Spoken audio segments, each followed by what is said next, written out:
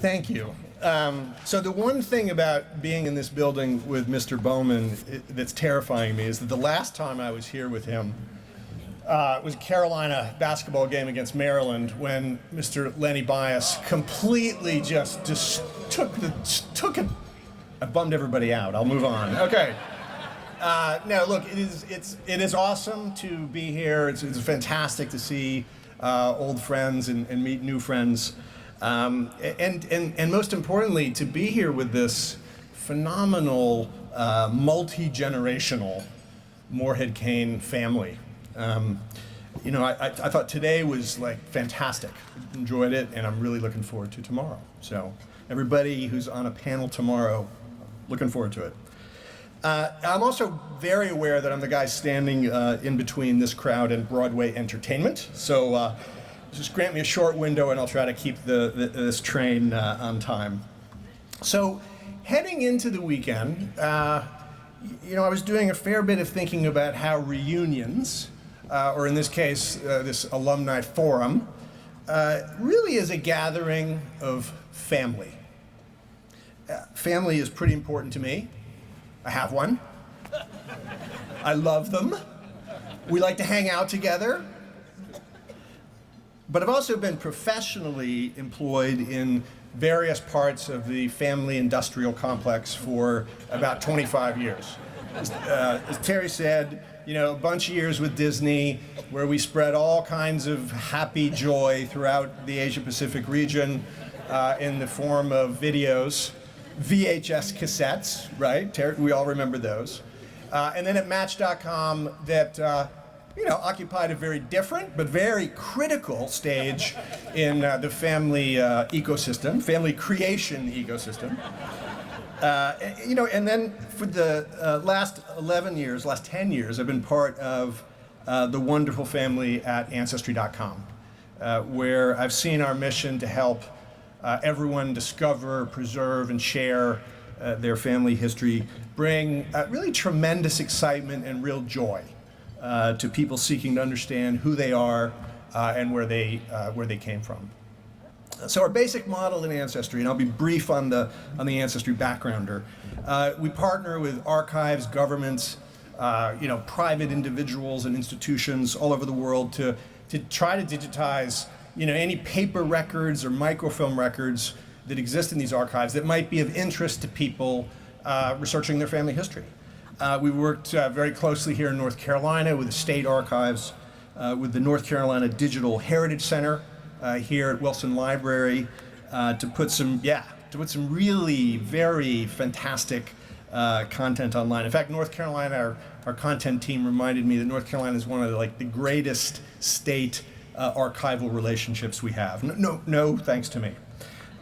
So we take a lot of digital pictures of documents, and then we transcribe these handwritten documents so that they can become searchable on our website. And we also have a lot of tools on the site to help people build their family trees. And so the company's been around for a long time, years before I joined Ancestry. And over that time, people have uploaded or built or created something like 70 million family trees on the site, and that contain a cumulative 7 billion names. A lot of duplication, obviously. We share a lot of ancestors with 7 billion names. And so one of the things we've been working on pretty actively in the past year is something internally we call the Big Tree, which is this very complex and massive technology project to try to stitch together all those 70 million trees and 7 billion names into a single giant family of man, a giant tree. And we're not really done with this project. It's not live. It doesn't power any of our products yet. But we think that ultimately there'll be about 1 billion people, most of them dead, historical people in this big tree. And so what we have found is, not surprisingly, it's actually a lot of fun to kind of play around with this thing and figure out how I'm related to this person and who else I'm related to. But I'm proud this evening to have here with me a very dear cousin. Mr. Chuck Lovelace.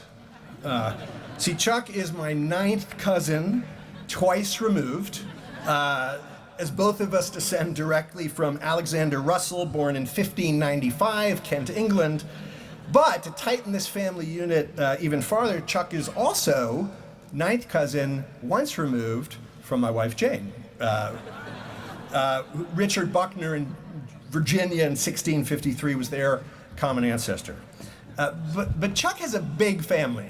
In fact, Chuck's 8th cousins include Orville and Wilbur Wright, right?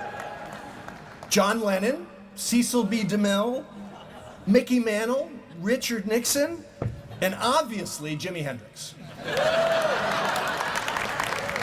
He is also a 7th cousin to Jimmy Carter, Emily Dickinson, Mark Twain, Davy Crockett, Winston Churchill, and Jack Daniels. No lie. That comes straight from our big tree scientists yesterday. But as cool as the big tree is at powering these fun genealogy parlor tricks, we actually are really starting to learn some even more amazing things by studying the data that we've been aggregating via our Ancestry DNA test. And let's, there's a lot of scientists and doctors here, so I'm going to be really cautious about what I try to say. But over the past 8 years, the cost of sequencing the human genome has fallen from the first one at $10 million down to just around 1,000 today. But importantly, so this is, and that cost has, come down faster than Moore's Law. It's really just been a phenomenal revolution. But there also are lower resolution genetic tests that use, a different technology, not full genome sequencing, that you can now buy for $100, under $100. Ancestry is one of those companies that sells one of these consumer genomics products. So we have entered, whether we all realize it or not, this era of mass market consumer genomics. And at Ancestry, we now have a little over 1 million people that have taken one of these Ancestry DNA tests. And with this test, we've been able to match something like 125 million 4th cousins or closer, which is really great for genealogy, but also pretty interesting. And as I'll talk about, opens up some interesting new questions. So, and here's the big question. So what happens when a database like that grows from 1 million people to 10 million people, or to 100 million people, or eventually to the day when the day comes that really having your genome sequenced is a pretty standard baseline natural thing to do just to help the medical ecosystem treat you, and it's something, and this is in the future. Someday, as people predict that we'll all, genomes will be sequenced at birth. We'll see. So, first of all, and I think most importantly, I think everyone that looks at this believes that the aggregation and analysis of this kind of data set, when combined with very important information like family health histories, or obviously with consumers' consent, potentially even electronic medical records, this kind of longitudinal data set has the potential to unlock completely revolutionary new approaches to healthcare and medicine. Precision medicine promises to facilitate the prevention and treatment of disease based on our individual genes, environment, and lifestyle. And again, I know every table probably has a physician or doctor here, so I'm not going to predict anything more about the future of healthcare. I'll move on to a different topic. What I can say is that the existence of these very, very large genomic databases will massively accelerate the creation of a pretty accurate map of how all of us are related to each other. And as we do this, you think about it, the concepts of family, community, tribe, clan, ethnicity, race, are all going to become a lot more fluid and far less arbitrary. And we think this is a pretty good thing. We think that a greater appreciation for our relatedness, for how we truly are a single human family, ought to evolve our perspective on how we all fit together in this genetic jigsaw puzzle that is our species, and hopefully, potentially how we choose to treat each other. But I don't want to sound too naive or overly optimistic or utopian. Not everybody wants a few million new cousins. I recognize that.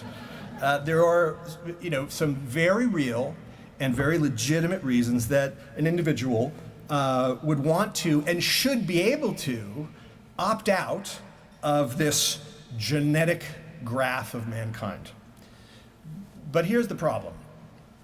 Because while my DNA and your DNA and all of our DNA is arguably the most personal, private, and sensitive information that we own, it's also the coded information in our personal genome is literally shared in a very decentralized way with the rest of the human species, right? So maybe I don't want to know what my DNA tells me, maybe either about my health or my family connections, but maybe my sister does, and maybe my brother does, or my dad, or my kids.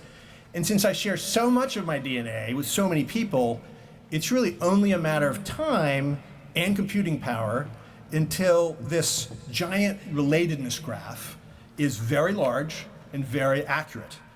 So someday, in a very real sense, potentially, it simply won't be possible to opt out of what I'll call this era of genetic transparency, because it'll become relatively easy to triangulate, even within families, triangulate among known familiar relationships to assemble at least a rough picture of almost anyone's DNA, because so much of our DNA is shared with the people that we know are related to us. And while today we're just really in the very, very early days of this mass market consumer genomics world, we've already seen, I think, a few things of what the future may bring. So let me share a couple of quick stories of DNA discovery that illustrate, I think, both the good and actually some of the risks of where we're headed. So this is a true story. Last year I was personally connected through our DNA test to a woman who appeared to be genetically my second cousin. She was the daughter, she explained to me once we communicated, she was the daughter of an 86-year-old man that had grown up in an orphanage outside of Boston, never knowing anything his entire life about who his mother was, where he came from, or how he ended up in the life that he lived.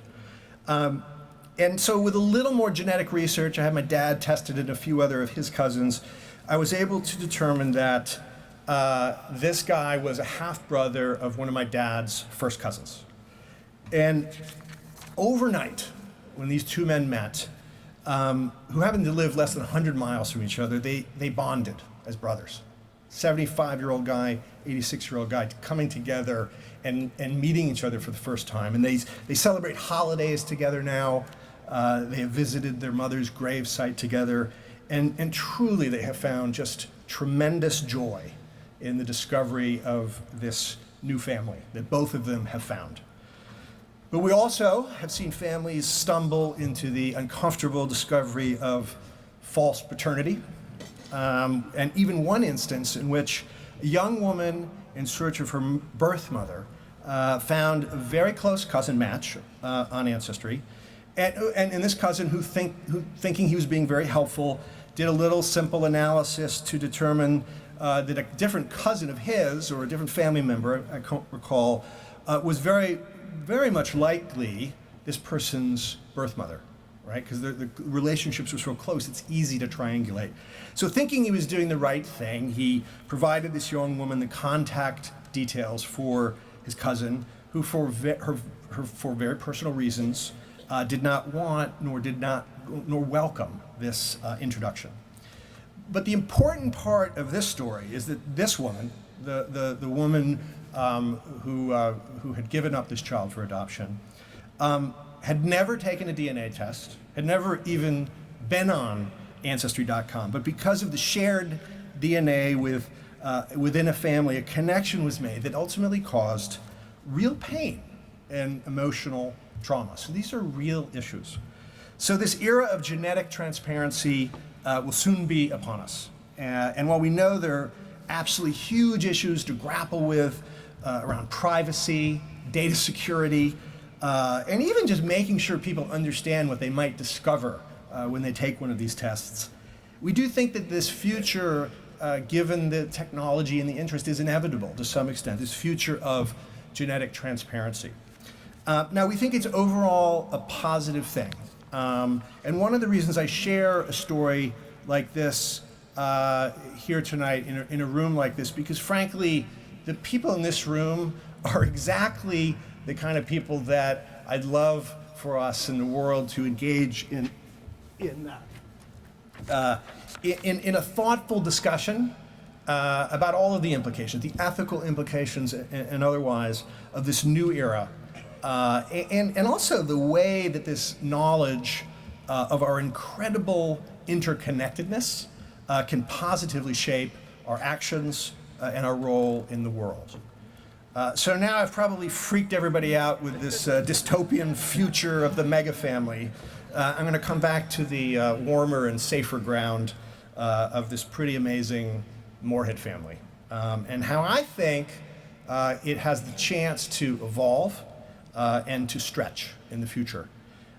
This foundation was founded and renourished by two families, Morehead-Cain. In my day, we arrived on this campus as new students, very much part of a family that regularly referenced Uncle Mott. And I learned from Chuck the other day that maybe 10 or 15 years ago, scholars started calling themselves cousins on campus as a very nicely discreet way to identify who was a Morehead among the student body. Importantly, I think we all understand that the Morehead-Cain family has always existed within the larger Carolina family. And frankly, our whole purpose for being here has been to be a small catalytic engine to make, by contribution and example, that larger Carolina family stronger. Personally, I actually don't think I could figure out the impact that this foundation has had over the years on this great university. There are statistics and anecdotes, and they are certainly incredibly compelling of the tremendous achievement of both current and past scholars. But it's always been about providing that somewhat intangible critical mass within the student body that establishes a high bar and a culture of involvement and impact that makes Carolina, the full university, a stronger institution. But I think all of you here this weekend participating in this fantastic forum from some really phenomenal minds and fantastic experiences hopefully feel, as I do, that this family, the Morehead-Cain scholars that have left the nest, the alums, and have spread out across the globe, that this family, all of you, all of us, can help create an entirely new leg of the Morehead-Cain value proposition. The potential for further and deeper engagement between the 3,080 Morehead-Cain alums and the 210 campus scholars is tremendous. And after spending time with the current generation of Morehead-Cain scholars on campus this weekend and over the past couple of years, I assume that everyone here tonight would agree that this potential for engagement and the value of that will flow both ways. It's been a huge pleasure over the past couple of years to have had the opportunity to re-engage and work with Chuck, with Lucy, Keith Cowan, and the amazing Morehead-Cain Foundation staff, as well as a bunch of very, very passionate Morehead-Cain alums who have all been brainstorming about ways to accelerate and deepen the alumni re-engagement with the foundation and the larger campus. It's been incredibly exciting to see a few wonderful seeds that have been planted, both technological, right, with our wonderful network website, and cultural, just a focus on alumni engagement over the past couple of years. And I think this has the potential to really radically transform the DNA of the Morehead-Cain Scholarship. And yes, DNA pun intended, I know. So I believe that the future of elevated alumni engagement across generations on campus and off could emerge as one of the most powerful and differentiating aspects of what it means to be a Morehead-Cain Scholar. We have a large, strong, and pretty darn impressive family.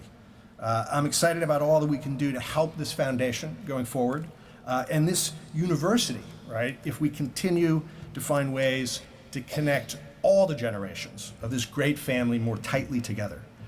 And I really think we're just getting started on this great adventure to engage all of you and all of the broader Morehead family together.